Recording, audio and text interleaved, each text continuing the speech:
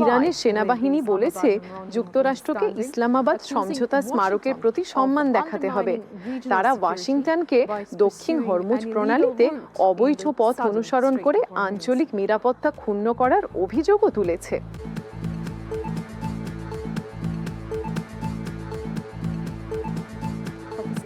পাকিস্তানের পররাষ্ট্রমন্ত্রী ইসহাক দার তার ইরানি সমকক্ষ আব্বাস আরাকচির সঙ্গে টেলিফোনে কথা বলেছেন এবং ইসলামাবাদ সমঝোতা স্মারকের আলোকে সব পক্ষকে সংযম প্রদর্শনের আহ্বান জানিয়েছেন।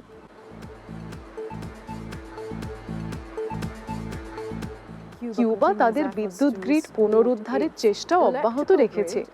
এক সপ্তাহেরও কম সময়ে দ্বিতীয়বারের মতো দেশ জুড়ে ব্ল্যাকআউটের পর তারা বলেছে যুক্তরাষ্ট্রের অবরোধের কারণে জ্বালানির ঘাটতি মেরামতের কাজকে ব্যাহত করছে।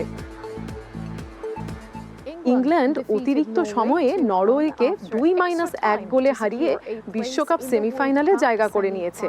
ফলে তারা টুর্নামেন্টের শেষ 4-এ পৌঁছানো তৃতীয় দল হয়েছে।